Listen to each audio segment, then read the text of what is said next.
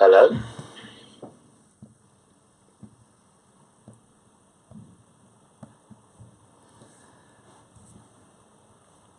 Right, I think we might be live. I will call you back, Matthew. There was a little bit of a loss of signal there at the start. Has it started yet? No. Right, yes. Hello, everybody, because on my devices we're getting phone calls and what have you. Right, hello, welcome, everybody. It's Tuesday, it's the 10th of October, and we are talking today about lots that's flying around. Not lots, but there's been some kind of rumbles around the internet with Ross Fisher's 61 around the old course at St Andrews over the weekend in the Dunhill Links. I think it's still called Dunhill Links. Hasn't started yet. Christopher Lowry, yes. People have shot lower than 61. I don't know why this is such an issue all of a sudden. Someone's just said that in the chat. So we've got the chat running as well. Can hear you from Dan also says. So we're going to talk a little bit about, so I'm going to share with you some of my ideas about if this is an issue or not. And I'd like for you in the chat and other places I'll try and keep up to try and share your ideas, because I mean the biggest one I think that got the public, the kind of the most exposure was obviously Gary Player, who, remember, at the same time was congratulating Ross on a fantastic score, was saying that maybe we've gone too far, that to see the old course brought to its knees is a sad thing, which I understand why he would say that. Obviously, certain age groups growing up in everything from sport to arts to anything never like to see change that much. So that often is an issue. Just to let you, can you hear me, everybody? Just let me know if you can hear me. Someone just said your mic is muted, but I don't think it is. Can you just confirm that you can hear me? He beat the course record by one shot, someone just said. See if I've got that on here. So obviously people can hear me. He beat the course record by one shot, and now people are up in arms. Andrew Reid said your mic is muted. Doesn't weather play a massive part on the links course, from Matt, which is definitely a subject we are going to talk about. We can hear you. Correct. Fantastic. So he shoots 61 yesterday. I think I've got his card in front of me here on the European Tour website. If I go hole by hole, he went out in 29. So did Victor Dubesson. He started with a par and then had 1, 2, 3, 4 birdies in a row, then a par, and then had 3 birdies in a row, then had 2 pars, and then had 4 birdies in a row, and then had 3 pars to finish. To think about the 18th, which is very much a birdie opportunity to finish with a par as well, shows you how good his round actually was. But if you look at the scores on the day, there was Tyrrell Hatton 66, 61 Ross Fisher, 63 Victor Dubesson, Gregory Bowdy, who tied 4th, 71, one of the worst rounds out of the good finishers, 66, Robert Rock 66, 69, 70, 65. I mean, it looks, as I go down the scores, like 72-ish is around some of the worst scores. Hi from Australia, both Australia, Tim backs the high. You're not muted. Hear you loud and clear, Stuart. Thank you, Stuart. Everything evolves, Digsby is saying, and everything has a saturation point. In certain courses, don't change, it will happen. So someone made the point there in the chat earlier, which is one of the main points I think I wanted to make from today, which is where, and I totally understand where Gary Player is coming from. That course, I've got a card of the course here.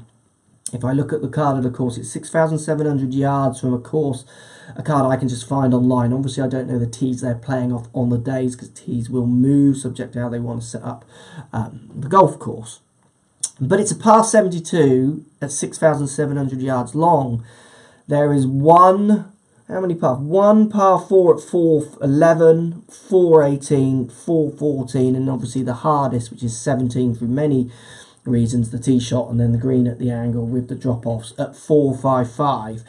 If you compare that course to some of the other courses they play throughout the year, 455 as a par 4 would kind of come out nearer average, longish to average, not the longest by a long way. We are looking at par 4s in the 300-yard range, the first, so 1, 2, 3, 4, 5, 6, 7, 8, 9. Half of the course is par 4s under 400 yards, which in today's era is just going to be eaten up in certain situations, which is obviously what we saw over the weekend. Golfers are more athletic, stronger, fitter, and can use numbers, slow-mos, trackmans, and likely more golf. That's why scores are lower. I'm going to try and challenge that point in a second, because it's a good point, but there's challenges to that, I think, as well. So let's talk about links courses. I've grown up playing on links courses all my life. You play amateur golf, which is where I kind of really competed at my most kind of trying level, and it's constantly on, or predominantly on links golf. I've played some of the best links golf courses in our area and around the UK, and if the wind doesn't blow, they become very, very easy. Because links courses tend to have, say, a little bit more room maybe than on average than your average Parkland course. You have greens that are set at a good pace, but often not ferocious pace. And then you also have a course that is generally in very good condition, sand-based drains, always running to a certain extent. So again, can play short with no wind because you can get rollouts on fairways. And if the greens have any kind of hold to them, so they don't have that fire from being dried out, they become very easy targets, because the courses have to be built, set up, bearing in mind that they're going to be exposed to harsh conditions a massive percentage of the time. Probably 80 or 90% of the time of you playing them, they're going to be exposed to really, really poor weather. So when you take if I look at one of the par fours, let's look at a sixth here, 374 yards. That's going to be a drive and a flick, everything equal. But if you go and whack that downwind, well, it's a drive and a difficult flick, because you've got to stop it subject to where they put pin placements and obviously greens and undulations, which you will find at links courses. And then you go and flip that into the wind, and it's now a drive and a medium iron. So you're going from a drivable, almost par 4 drive and a flick, to a drive and a 7, even more subject to how strong that wind is. I've played links courses where you can drive them or chip them on one day, and the next day you literally are struggling to reach it. Drive a freewood to the front kind of ideas. That's what links golf is about. And if you look at Sunday's weather, it was very, very calm. Certainly the footage I've seen of Ross's best moments in his round, there didn't seem to be much of a wind. And if there was, it was probably in the right spots to allow these players to get access to the pins. Now, this still doesn't take away from how good a round that was. 61 is 61. 11 under par, whatever that is 11 under par. You put me on my putting green, I ain't going to go around in 11 under par.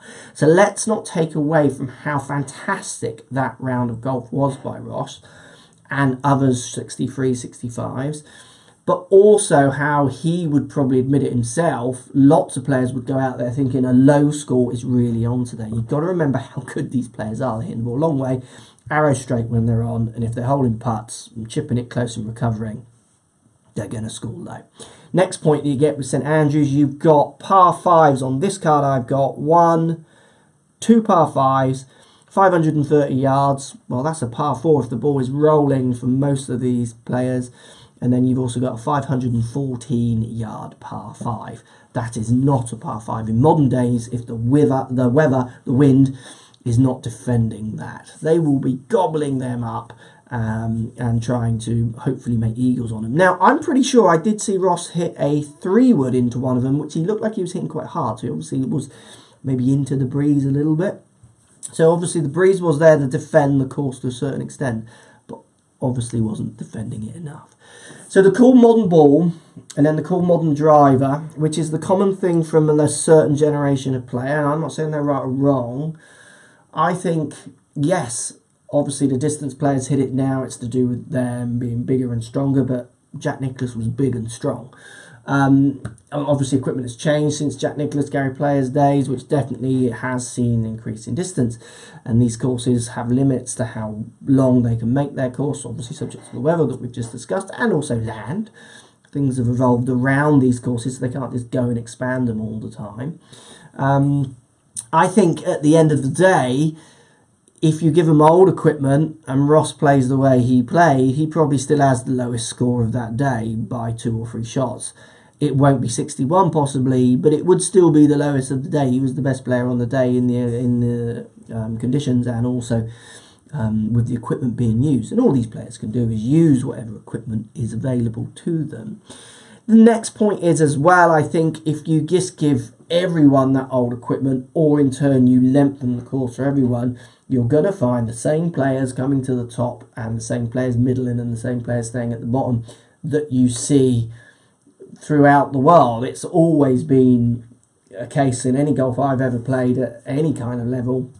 There's always anomalies, but over time the best players generally come out on top. And if you've got a player who can hit the ball a long way through technique and fitness, and then they can keep it straight when they have their good day, they're generally going to be the better player. It's no different in our regional play.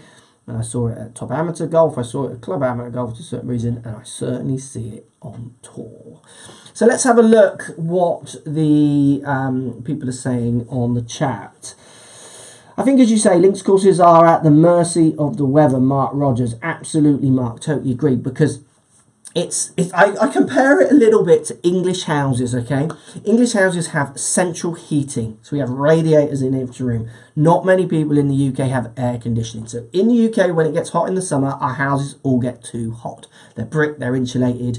We have central heating, which we turn off, but the heat just won't come through the window and it won't go out. We can't cool the rooms down. And then in the winter, you can't have the heating on enough because we get such extremes of warmth to cold, and they can be within 2 days of each other. And that's exactly the same problem that links courses have with wind, rain, combination of wind and rain and temperatures, which will be making that course close to unplayable some days to then really easy the next day. A great vlog to go and check out is me, Coach Lockie and James Pickard playing Saunton. We went out and played with the only people who played that day because we drove that way and we wanted to film and get something kind of in the can and played.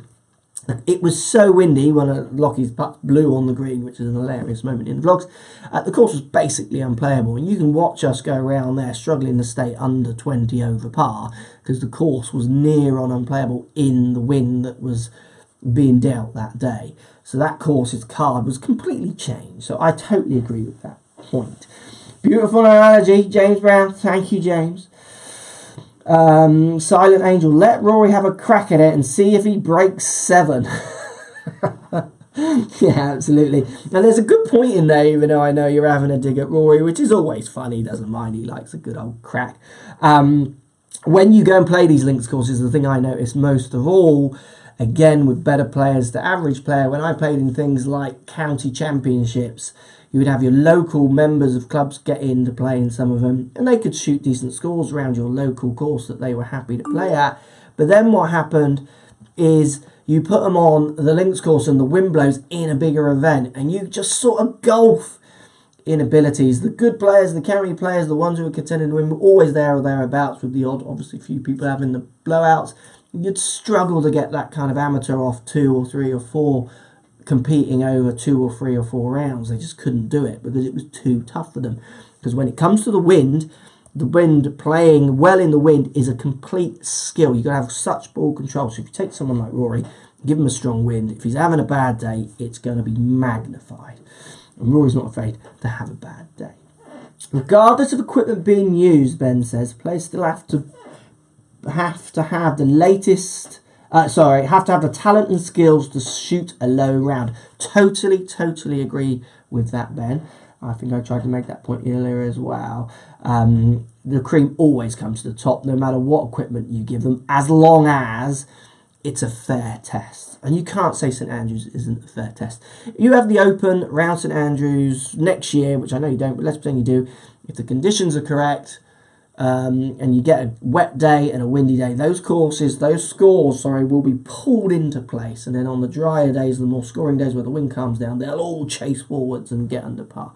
Those courses need the weather, which they didn't probably get on that day. G'day from Western Australia, Spencer, hello. Make the courses tougher and you get PGA Tour pros complaining about them being unfair. Spencer M says that's an interesting point. I think that's to do with how you choose to make them tougher. I thought it was quite interesting in the British Masters this year, of course, that we were lucky enough to play with Lee at the start of the year. They played one hole, which we were never driving, off a forward tee. And I remember watching it, I saw a clip of it being cool. How are they knocking it on there? One guy was pitching it on the green. what they do in these events, which is great, is they move the tees to create fair and entertainment. At the end of the day, these tours, European Tour, PGA Tour, they're professional tours, but they're also entertainment. They are shows. They are like West End shows to a certain extent. You go to watch the celebrities perform, and you want to see them perform in different conditions, in different shows. So, you know, these different courses like links golf, they throw up different questions to players. The courses in Botswana are terrible. Okay, thank you. Just better players as the weather was good. Just better players, okay. Where's the coach, bruh? Well, I tried phoning him, but it didn't work, unfortunately, because it bombs out my signal. If it's the ball, why aren't amateurs' average driving increasing too? Because we lack the skill. Well, actually, what is interesting with that comment, which slightly kind of takes us off topic, but it's my lunch soon, so we will be ending in a second. What's for lunch, Mark? Someone's just asked. Soup. I love a bit of soup on my days at home. The equipment changes have had a bigger effect, I would say, on the top end of golfers, so the more skilled players, than it has on the average player, unfortunately for you. From research I saw, driving distances isn't going up, so that kind of it kind of went up, but then the R&A PJ kind of peaked it, and it's just stayed level for all the tours actually. But what happens is more amateurs are using drivers than they did in the past because they're enjoying the bigger heads. They are easier to hit. So you've got more amateurs hitting drivers, but they're not hitting the ball any further than when they used to hit freewoods and things like that off the tee. But more amateurs hitting drivers, but equally the same distance. So the tech, you could argue, is not really helping them push the ball any further, but maybe helps them hit a little bit, hit a few more kind of controlled distance shots, less shorter balls when they mishit it, is the only thing. I think ball as well, for lots of ways you see amateurs hit the ball, will make a very small difference. I am the best under 17 junior in my country. Well done, Aura. Good, congratulations. Do they change the scoring conditions on the tour when the weather, etc. changes? Do they change the scoring conditions? Do you mean, Richard's asking that question, do you mean they change the setup of the course? They will move the course. But think about this with links courses, a classic example. I've played in open qualifying where we've had 3 or 4 groups on one hole because they've set the tee so far back and it's into the wind, the majority of the field can't reach the fairway. So we're all trying to hit it down this path. I remember this distinctly. And then you play around and you shoot loads because you can't reach the fairways. It's close to unplayable. And then the afternoon, the wind drops and you look at the scores and people are shooting level par, under par, and you just think, well, that's just luck of the draw, which is a massive thing in links golf. It's part of the kind of, I think, appeal of what links golf is about. But you get a calm day, you get a skilled player like Ross Fisher, you get him on it like he obviously was, you get those scores. Is that why mine and Rory's Freewood would go as far as the driver? Yeah, well, Rory's Freewood goes as far as his driver and further than my driver sometimes because he can create low spin with it because he hits it near the top of the club. It's a low spinning club. Those TaylorMade 3-woods are relatively low spinning. So absolutely some people do that, but that's rarer really. What about equipment effects on short game and putting? I wouldn't say that's had a massive difference over the years personally. I'd like to see some research that proves that it has, but I'm not sure it actually has. Hello from Sweden. Hello. When are you next playing, Mark? Earl James. We are playing tomorrow. We are off to France tomorrow for 3 days. So it'll be me, coach, Rory and Dan Hendrickson. So it'll be a fun 4. And we're playing 3 days in France, which we will be filming and you will watch in the future. Good players strike the ball consistently, amateurs much less so. Absolutely, science in the shed, absolutely. So what happens when you've got that variable is the equipment makes less of a difference because obviously the equipment has its variable and then the player throws its variable at it, and you just got to have such a massive data capture to see any patterns that you won't really see much out of 1 or 2 rounds of golf. You'd have to take over years and years to see any kind of significant changes. I switched to an old ping answer putter and actually improved. Al Genus. Yeah, absolutely. Hello from Australia. When you come to Australia, Tim Baxter, absolutely would love to come to Australia. Working on it. It's just one of those big ones. Alright, thanks for watching. Make sure you hit the thumbs up button if you like the live videos. I love doing these, trying to chat to you, trying to interact with you. I think that's an interesting subject today. I personally think Ross just had a great round and the wind didn't blow. I do think courses like St Andrews is much shorter and easier than it would have been when Gary Player was playing with the older equipment. but I still don't think that takes away from the skill set. You put a bunch of PGA pros in that field, they are not shooting 61. One might, but they're not. The scoring will be, tour pros would be here, then you'd have PGA pros here, top amateurs would be splattered between the tour pros and the PGA pros, then you'd put top kind of good club players would go down here, and then so on and so forth. They would all shuffle into their positions if you give them enough rounds. Post comments down below, let me know what you think. Has the golf changed? Is it better or worse? I still would love to see the Open around at the old course. I think it'll still be a fantastic event when it does go back there, which I'm sure it will. Either it's on the road or I'm sure at some point. And remember, hit the thumbs up button. If you don't already subscribe to the channel, make sure you subscribe. There's going to be loads more lives coming, and we've got lots of great videos. Interesting daily vlog tonight about people who overdraw the ball. So even if you don't overdraw the ball, there's some interesting points in there for you that might help you understand how to improve your skill set, and maybe don't get too focused on perfect. Bring back the spider, Matt. Amen. Laters 262. Thanks, Dan, for watching. See you all soon, and I will try and do a live one from France if we get the chance. Thanks all for watching. Speak to you all soon.